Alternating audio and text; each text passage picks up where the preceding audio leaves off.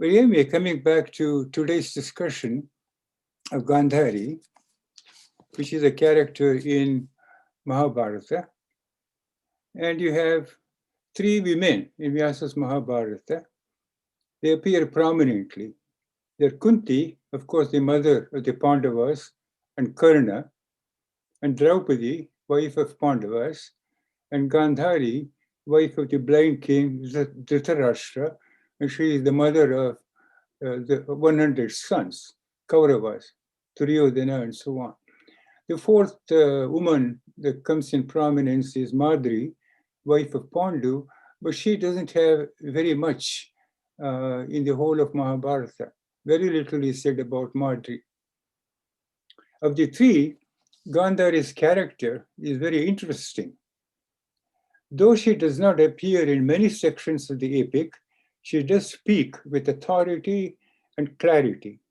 She is a deeply devoted wife and a tapaswini. She appears in Adi Parva, Sabha Parva, Shalya Parva. Her appearance begins in Adi Parva when Bhishma Pitamaha decides to find a suitable bride for King Dhritarashtra. So, if you know, Dhritarashtra is a blind person. He was born blind. And Bhishma has a conversation with the very knowledgeable Vidura about finding a suitable bride for Dhritarashtra. He says, Vidura, I've heard of three prospective women who would be a good match for Dhritarashtra. They are daughter of Shura, daughter of King Subala, and the third is the daughter of King Madra. I've heard that any one of these three would be highly suitable for the progress of the Kuru dynasty. In this matter, what is your opinion? Vidura thought for a while and said, Bhishma, you are like the father, mother, and teacher to us. Therefore, you may decide which one of the three is best for the welfare of our family, and your decision will be highly respected. Bhishma had heard from a group of Brahmins that Gandhari, daughter of King Subala of Gandhara, had been a great devotee of Shiva and had obtained a boon from him that she would bear 100 sons. Being interested in the growth of Kuru dynasty, Bhishma then sent emissaries to Subala, seeking her hand on behalf of King Dhritarashtra. Subala was very hesitant at first sight to give his daughter in marriage to a blind king. How can I give my only daughter in marriage to some king who is blind? But taking into consideration Dhritarashtra's noble lineage, the fame, and the fine culture of the Kurus, he decided to bestow the virtuous Gandhari on Dhritarashtra. So his criteria for betrothal was the family lineage, the fame, and the fine culture of the Kurus. Gandhari learned about this and also that Dhritarashtra was blind. She bore no ill will or hatred towards her parents for arranging this marriage. She willingly accepted what her father had agreed upon. And she did not want to excel her husband in any way whatsoever, meaning she did not wish to enjoy the sights that her husband would be was not capable of enjoying, and therefore she bandaged her own eyes with a piece of cloth gathered into many folds. I've not been able to find the real motive for Gandhari's action, except that she wanted to make sure that she would not excel her husband in any way. If he couldn't see, I don't want to see. And then the question is that possible? I mean, are there any examples where such a thing is really true? There's one example that comes to my mind. A friend of mine who is very successful in his own business, he enjoys the good things in life, a very big house, a fancy car, his own plane, and everything else. And one day when we were talking, I noticed that he did not have a very expensive watch. He did not have a Rolex watch. I asked him, how come you don't have a Rolex watch? Then he looked at me and said, well, there's a long story. When I was growing up in India, my father always wanted to own a Rolex watch. He couldn't afford it. So he finally settled for the cheapest Omega watch. And now and then I came back to this country by God's will. I've been extremely successful in what I have done, and I could probably buy 100 Rolex watches for my father. But he never had a Rolex. That was all his wish. But he couldn't fulfill this wish. But now it's too late. He is dead. Therefore, I don't want to wear a Rolex watch. So here is a self-sacrifice, as they call it. So there are examples, if you look around, where people have sacrificed certain things that they liked for the sake of the welfare of the others. I would say Gandhari had that attitude in her mind. One commentator has said Gandhari took this step as a punishment to her family. Uh, I don't, I don't see any good reason to accept that argument. So I will simply defer to Gandhari's action. Gandhari's brother is the famous Shakuni. He escorted her to Hastinapur. They were greeted with the appropriate respect and pomp. The marriage took place on an auspicious day, and it was a very grand affair. After the marriage was over, with Bhishma's permission, Shakuni returns to Gandhara. The beautiful Gandhari pleased all the Kurus by exemplary conduct and respectful attention. She considered her husband as God and attended to all his needs so that he would be happy. That was her main motivation in life. Meanwhile, Gandhari heard that Pandu's wife had borne a son, bright as the morning sun, that is, Yudhishthira. She could not help but feel that her own pregnancy had gone too long and felt great sorrow. In the meantime, she had gotten pregnant too, but Kunti had given birth to Yudhishthira, and he is the son of Lord Yama. And so Gandhari felt sorrow. You can see a tinge of envy in Gandhari. Having seen the excellence in others, I feel sorrowful. Parosh katram drushtva jatamana santapaha. And so even Gandhari had fallen prey to a little bit of envy. Her reasoning became subordinate to her grief, and she said, I waited long enough, almost 2 years, and I haven't given birth to any child at all. And so she struck her stomach with great force, and so she aborted the womb, and that womb fell down as a mass of flesh, like an iron ball outside. On learning this, Vedavyasa, the best of ascetics, soon came to her and saw the mass of flesh. He said, what have you done? She revealed the truth to him, saying, having heard that Kunti had first given birth to a prince as bright as the sun, I struck at my womb in grief. Says Vyasa, you remember? You gave me the boon that I would bear 100 sons when we met before I got pregnant, but only this ball of flesh has emerged instead. Unable to say anything further, she began to sob. Vyasa said, O Gandhari, it shall be as I said. I have never uttered a lie even in jest.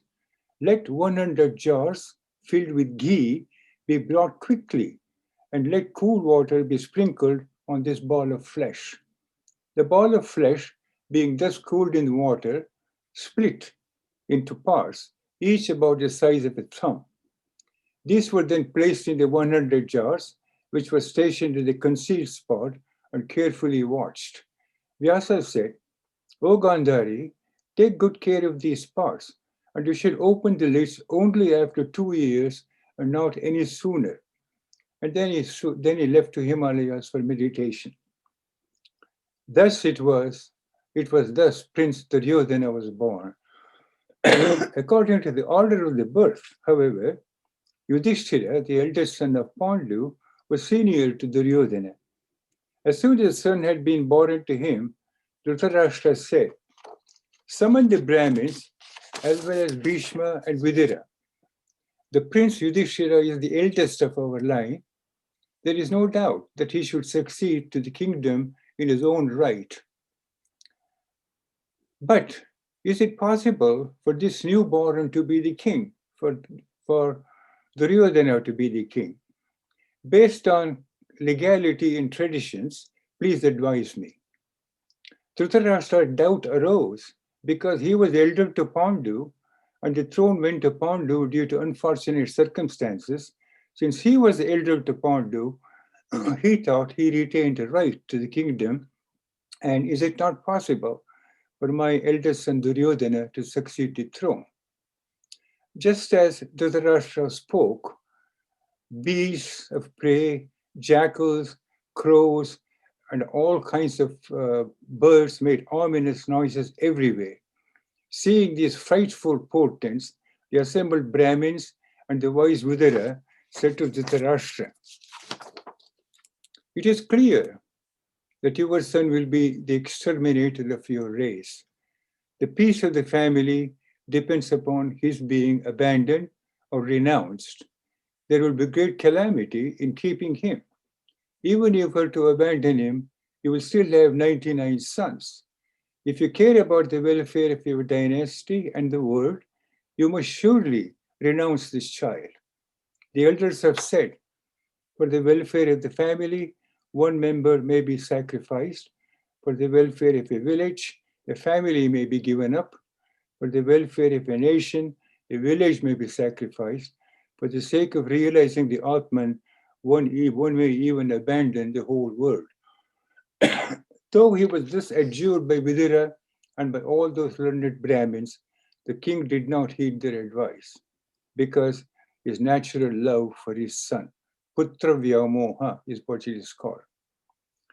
They were born within a month, 99 more sons to Dhritarashtra, and also a daughter by name Dushara.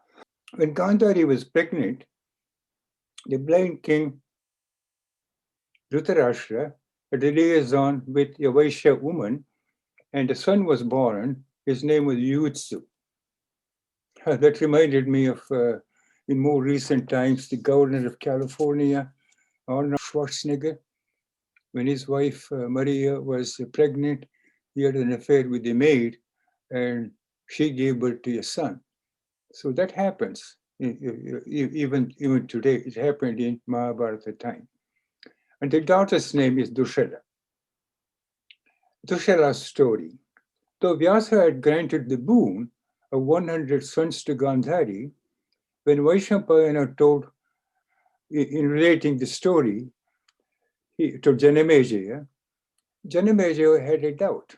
He asked, "Pray tell me how Dushara was born. You said there were 100 vessels in which the pieces of that mass of flesh were placed. You did not mention about an extra piece, nor that Gandhari became pregnant again. So please clarify my doubt." Vaishampayana said, "Oh yes, I will tell you the truth, how she was born. While they were placing the pieces into 100 vessels, Gandhari had this thought. According to the word of Vyasa, I am sure I will have 100 sons. The great sage's words will never fail. However, if there were to be a girl in addition to 100 sons, my joy will know no bounds. Moreover, a woman derives great pleasure for having a son-in-law. If my wish is fulfilled, I will truly be blessed.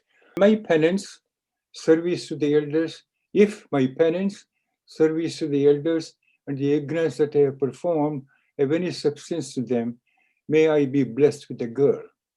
Vyasa intuited Gandhari's mind and said with a smile, "Your wish should be granted. According to your desire, one more piece of the mass of flesh from your womb remains. Put that in the vessel filled with ghee.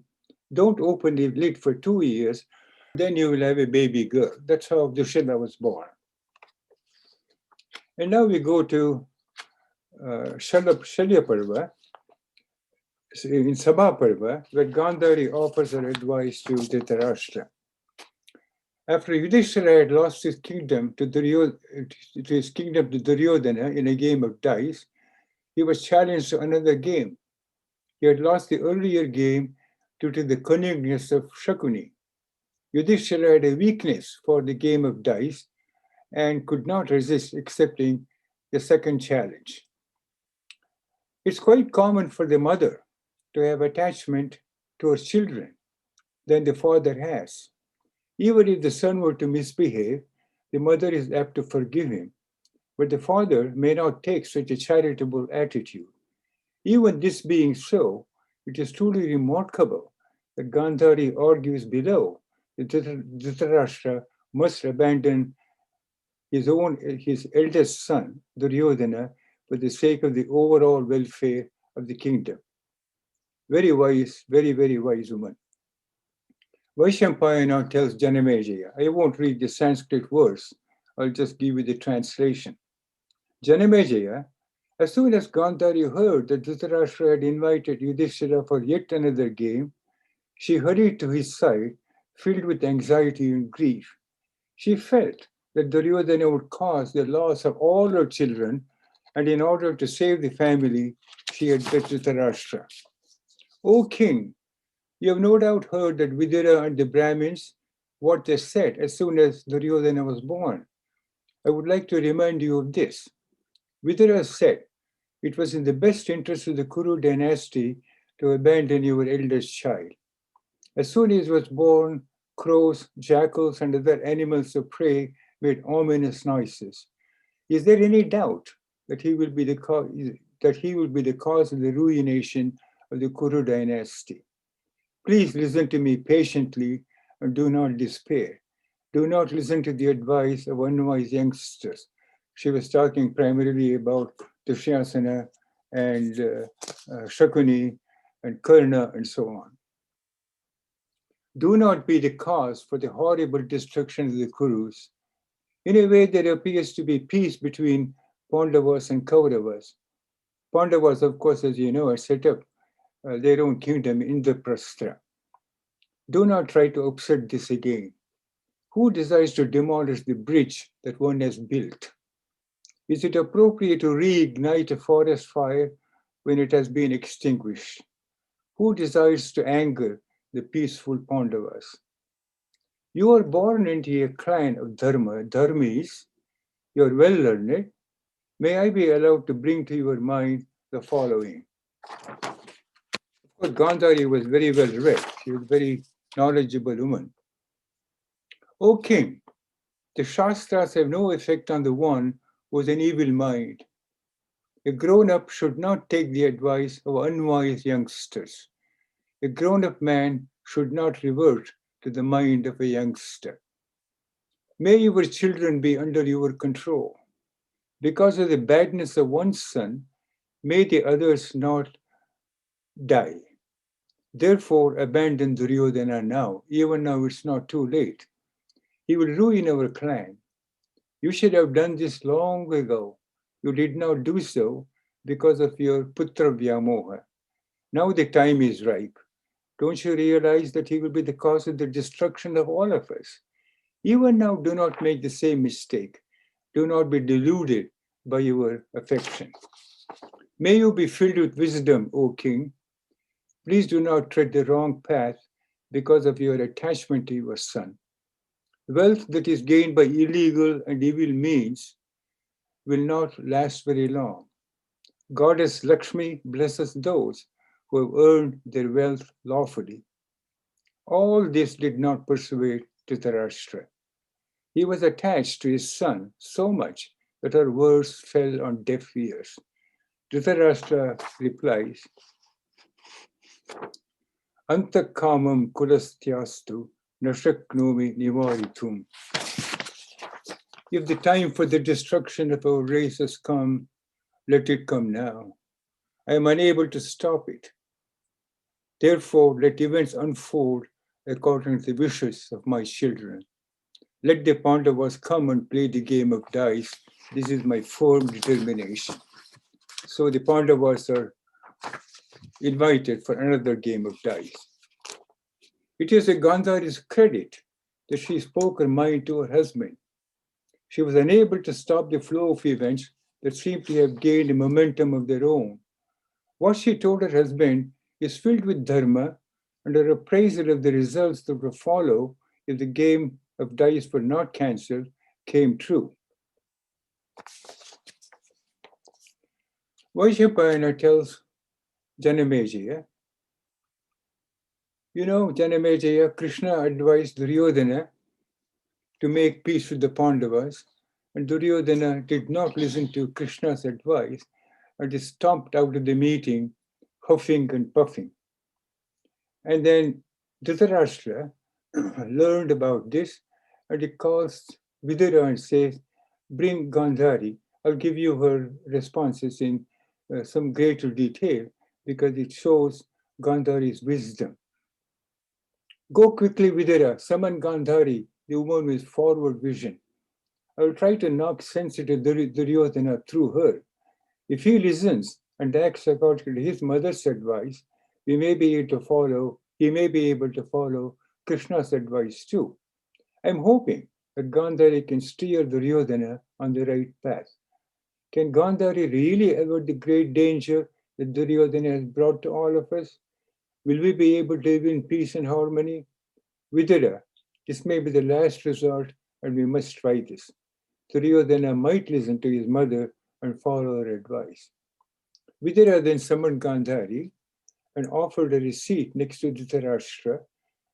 Dhritarashtra welcomes Gandhari and says, Gandhari, your eldest son is a very wicked in nature. He ignores the advice of his teachers and does what he wants to do. For the sake of wealth, he is ready to forswear wealth and even his own life.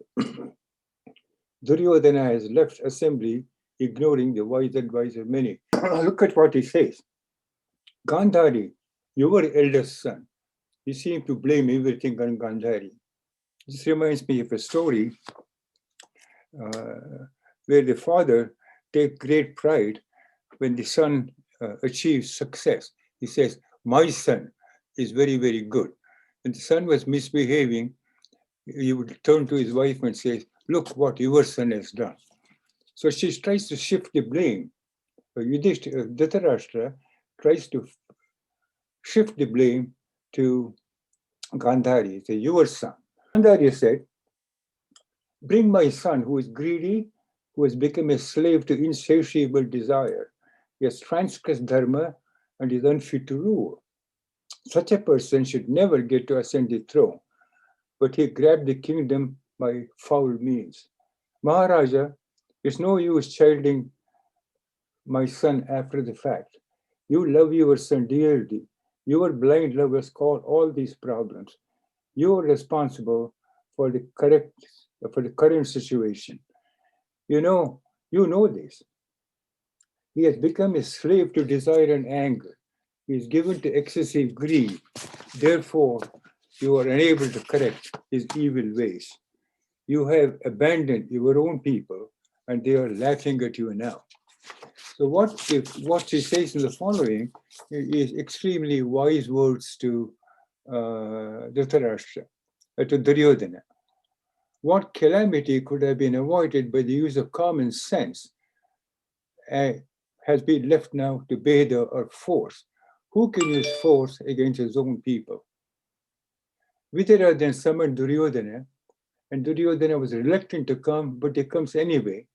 And Gandhari hears him enter the hall and wanted to talk to him. She said, son, listen to me with concentration. If you follow my advice, all your kinfolks and friends will prosper. You will also be happy and the future will be bright. Bhishma, Drona, Kripa, Vidura, and other good people have told you about the advantages of making peace with the Pandavas. Follow their advice. If you were to do so, you would have shown respect to them, your father and I. It is not possible to rule a kingdom by your own desire. She is talking about support system. In any environment is very important. Otherwise, you're left alone to fight the battles of life. It's not possible to rule a kingdom for long. The one who has not kept his senses under control. So she's talking about the importance of keeping the senses under control. Only the one who has mastery over the senses and who is wise is capable of ruling a kingdom. Brings back to the discussions we've had on Shama, Dhamma, Titiksha, Uparati, etc. Desire and anger are the two great enemies of men. Remember Dr. Sani's discussion of Bhajagovindam, Kamam, Krodham, Lobham, Moham. You talked about Taktvatmanam, Pashyati Soham, Atmagnana Vihina Mudha, Te Pachante Narakani Gudha. So desire and anger are the great enemies of men. It also comes about in the second chapter in the Bhagavad Gita. They will distract one from the fourfold Purusharthas, Artha, Kama, Dharma, and Moksha. The king who has conquered the enemies, two enemies of desire and anger, can win the entire world. Governance is not easy. One may acquire a kingdom easily, but governing is not easy. It is not easy to govern a kingdom that has been acquired easily. Governance means protecting the kingdom and dharma. Everyone may desire to rule a kingdom, but evil people cannot rule with dharma. One who is desirous of great things must first keep his senses under control. Just as fire grows with firewood, such a one's mind also grows. Here she is talking about uh, restraining your mind. Just as uncontrollable horses shake off an untrained rider, uncontrolled senses are capable of destroying a person. Jayato Vishayan Pumsaha Sankasteshu Pajayate. Remember that? Finally, it ruins one's life. And then she says, Goddess of wealth serves those who has mastery over their senses, who has kept his ministers under control, who wields the big stick on the criminals, undertakes a task only after careful analysis. And then she continues on and tries to tell him that the king who wants the protection of dharma and artha and who wants to conquer his enemy must constantly engage himself in keeping his senses under control. Because Duryodhana was very greedy, was very jealous, was very angry, was very cunning, had all kinds of these defects. And so she says, you have to keep it under control if you want to be a good king. No one will come to the aid of those with desire and anger, who cheats his friends and outsiders. My son, what Bhishma and Drona told you is the truth. The Pandavas, aided by Sri Krishna, are invincible. I suggest that you take refuge in Krishna. You will make sure that both sides live in harmony and peace. You will ensure happiness to both sides. One who ignores this advice of the good-hearted and learned friends will bring delight to his enemy. War is never pretty. One does not gain dharma and artha by war. The only losers in the war are the women and children. Your father divided the kingdom between you and Pandavas. His aim is to foster cooperation and happiness between the two sides. You are now enjoying your share of the kingdom. You'll be well advised to return them their half of the kingdom. You'll be prospering by doing so. My son, control your anger. Make peace with the Pandavas. Then you can be very, very happy. Do not be the cause of destruction of your own family. You might be thinking that Bhishma, Drona, and others will use their full strength in the war, but do not entertain such hopes. They love you and the Pandavas equally. They are not partial to either side, but they are wedded to Dharma, and I don't think they will give their full in fighting for you. Give up your greed, anger, and make peace with the Pandavas. So says Gandhari. Now we go back to we go back to Shalya Parva, where after the war, when Gandhari had lost, the Kauravas was completely wiped out. All of them were dead, except for Kripa, Kritavarma, and Ashwatthama. Three people were alive. And so in Shalya Parva, at the conclusion of the war, when Duryodhana was slain by Bhima, Yudhishthira became very uneasy. He was concerned that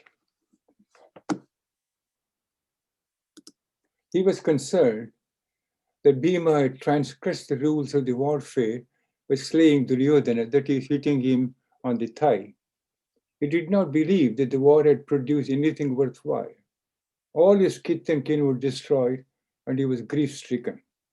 He was worried that Gandhari would be very angry with him and might even curse the Pandavas. He knew the fury of a woman, one who is righteous at that. He therefore asked Krishna, Krishna, will you please go to Gandhari and Dhritarashtra and console them? He further stated that only Krishna could face Gandhari to try to assuage her. O Purushottama, Gandhari is grieving for the death of her children and grandchildren. Her eyes will be red due to all the grief, and who else has the strength to face beside you? Moreover, Vyasa will be there too. Krishna then went to Hastinapur, paid his respects to Dhritarashtra, to Vyasa, Gandhari, and met Dhritarashtra. He held his hand and wept convulsively. He said, O Dhritarashtra, a person as elderly as you surely know everything that has taken place. All the Pandavas tried their best to avoid the war and their ensuing destruction of the Kshatriya clan. You knew this very well. Before the war, I came myself and begged 5 villages on behalf of the Pandavas. Due to your greed, you did not grant 5 villages that I begged for. For this offense of yours, all the Kshatriyas are dead. Now your lineage must be nurtured to grow by the Pandavas only.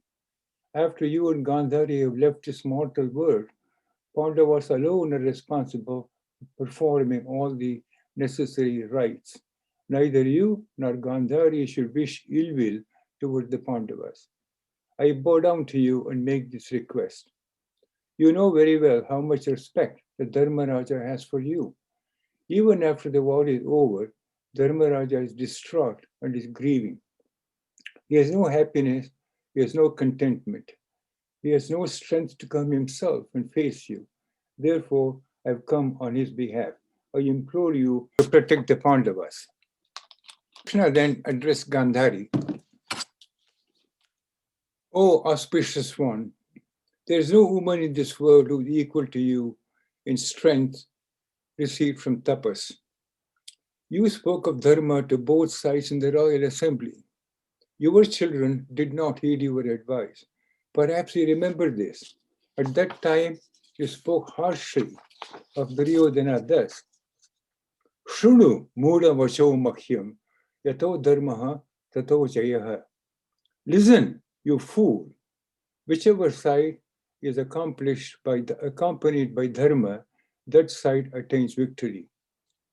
Wherever there is dharma, there is victory. Satyameva jayate. O princess, the words that you spoke then have come true now. Keeping this in mind, please do not drown in sorrow. Whatever happened has happened, according to your own opinion and feelings, and hence please do not grieve. Do not entertain the thought of destroying the Pandavas who fought the war and caused the destruction of your children and grandchildren. May you not entertain such thoughts. You have great powers due to your chaste life and tapas, and you are quite capable of reducing the world to ashes by just with your angry eyes.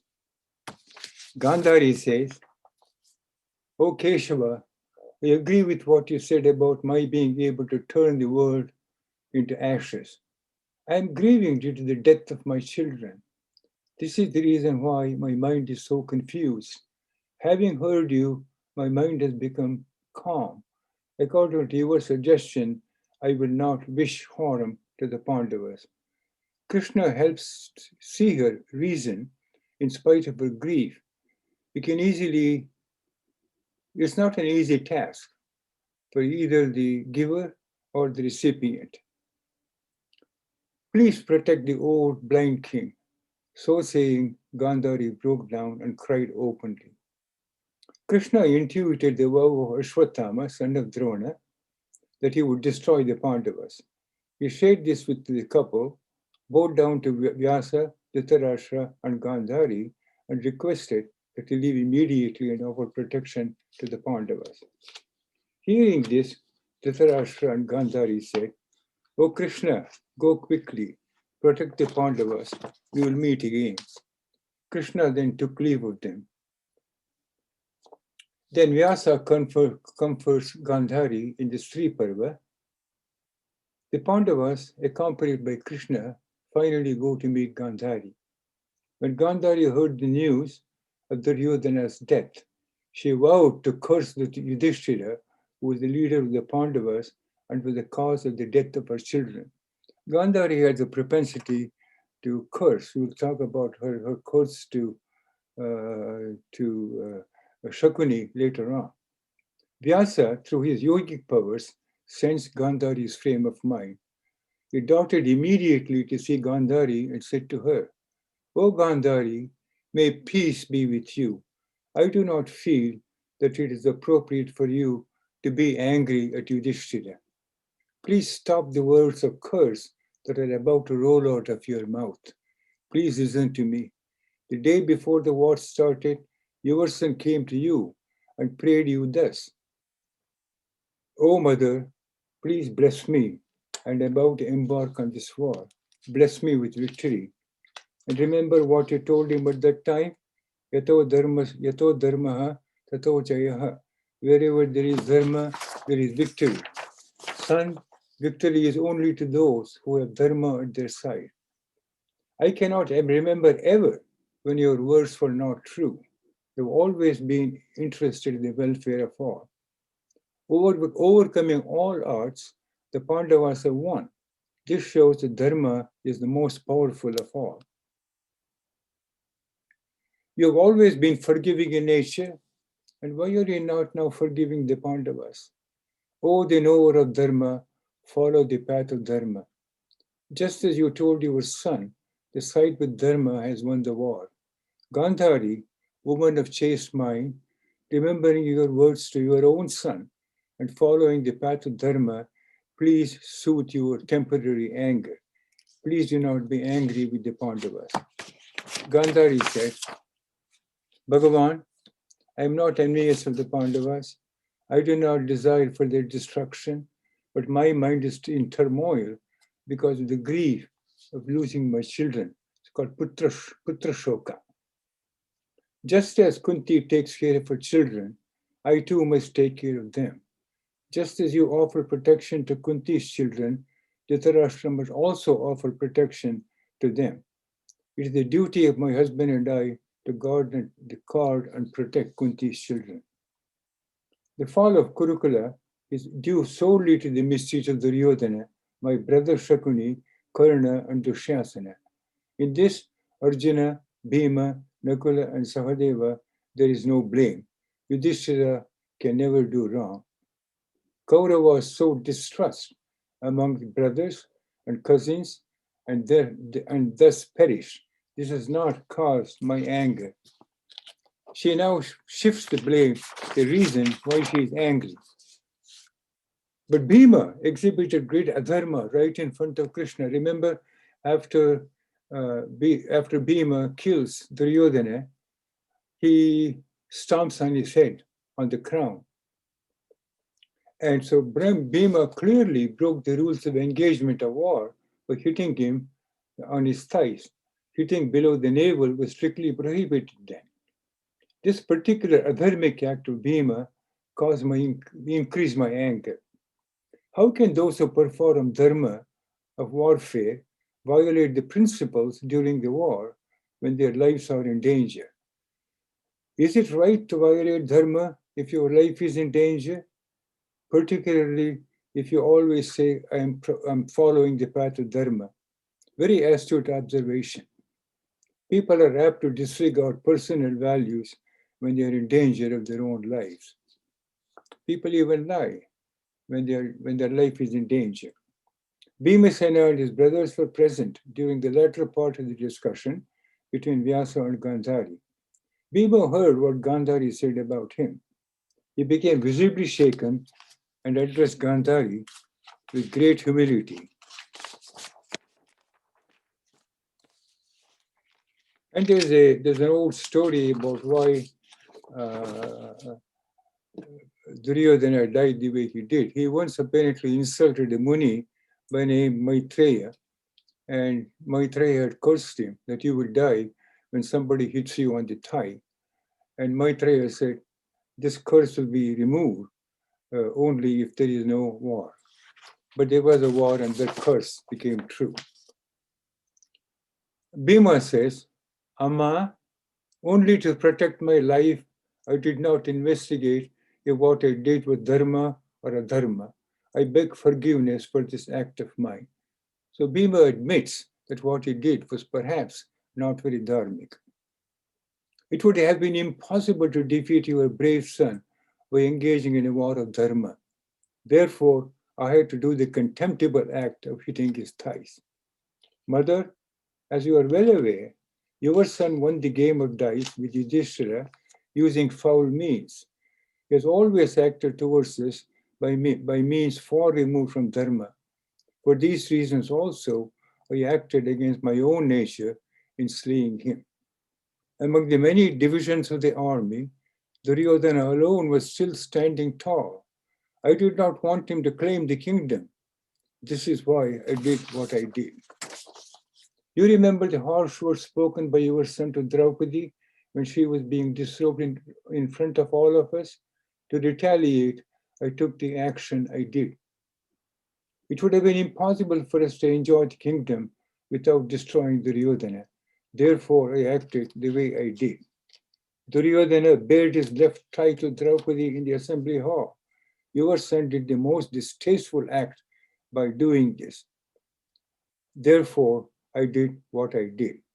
We should have killed your son right then and there, but we were restrained by Dharmaraja's order. We were bound by Dharmaraja's orders. Mother, your son tried to kill us several times using sneaky techniques, but he failed. All these were boiling inside of me, and I had to kill your son. Gandhari replied, Son, you have praised my son as the bravest, and also said that he could never have been defeated by following the rules of combat. Thus I feel that he is not dead in the real sense of the word. I feel that he is living in eternal life. As you said, Duryodhana had done many wrong things to you all. Prakodara, did you not slay Duryodhana and drink the Dushasana and drink his blood? People of good nature surely condemn such an act. It is despicable and cruel. You did such a cruel and despicable act. This is definitely not an acceptable karma on your part. Bhima replied, Amma, while it is prohibited to drink the blood of even a stranger, how is it possible to drink my own blood?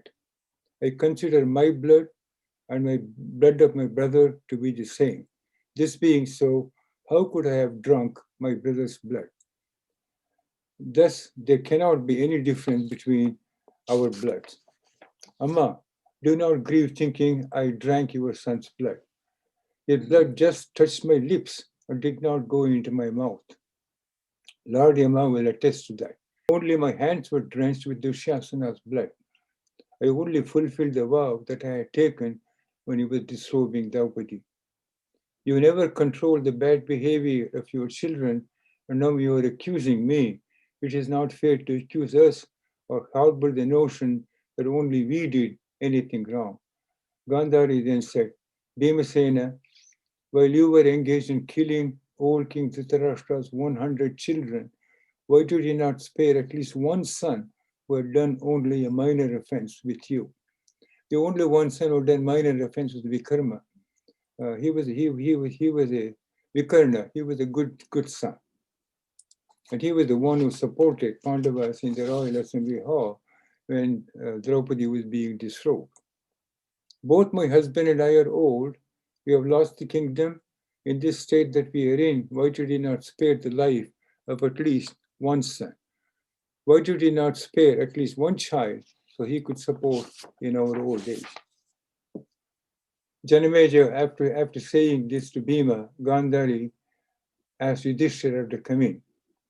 Krisa Raja, where is Yudhishthira? When Yudhishthira approaches her, he was shaking from head to toe. He had a very weak voice. And he says, I'm ready to receive any curse that he may put on me. I'm Yudhishthira, and you may place your curse on me. I've done wrong to my own cousins. I've acted unwisely. I have no use for this kingdom or wealth. After what I have done, I have no interest in living either. Gandhari said no word. She simply saw through the bottom of her veil, Yudhishthira's foot, and his toe suddenly became very dark. That was the kind of a strong, powerful look Gandhari had. Arjuna got very upset about this, and he goes behind Krishna. Then Krishna comes and says to Gandhari to please control herself and not harm the Pandavas. And so here you see Gandhari was able to see the carnage, and then later on Gandhari sees the carnage. She gets the eye due to Sage Vyasa's benevolence. Even King Dhritarashtra sees for the first time all his children lying dead on the battlefield. And in the Mahabharata, there is a very poignant scene wherein Gandhari weeps along with the daughters-in-law, along with the wives of the soldiers, and she feels very, very bad about the whole thing. Then she says, well, nobody wins the war. There are no winners, only losers. And the losers in a war are the wives and children of the fighting soldiers. And the story goes that Gandhari apparently cursed Shakuni, and I don't have the reference. I looked very carefully in Vyasa's Mahabharata and I couldn't find it. Apparently, she cursed Shakuni, saying that his kingdom will never have peace. It will always be in turmoil, engaged in war. And Gandhara, of course, is now Kandhar, in the current terminology. And so that's the story of Gandhari. A woman who was very wise, sometimes impetuous, sometimes impulsive, but always acted with compassion. And she would reason. She would not. She is not stubborn woman, but she was amenable to reason. She was amenable to discussion, and a great person indeed. So Gandhari. This is Gandhari's curse to Krishna. But finally, she blames Krishna for everything because he says Krishna had the power to stop the war. Krishna had the power to convince Pandavas not to go for a war. Krishna had the power to convince the Kauravas to stay away from the war. But he actively engaged himself, allied himself with the Pandavas. And so he says, you were harboring to annihilate the Kuru dynasty, therefore I hold you responsible. Krishna tries to argue that he was not responsible, that he tried very hard in negotiating peace, but every time he tried to negotiate peace, Kauravas would refute his suggestions.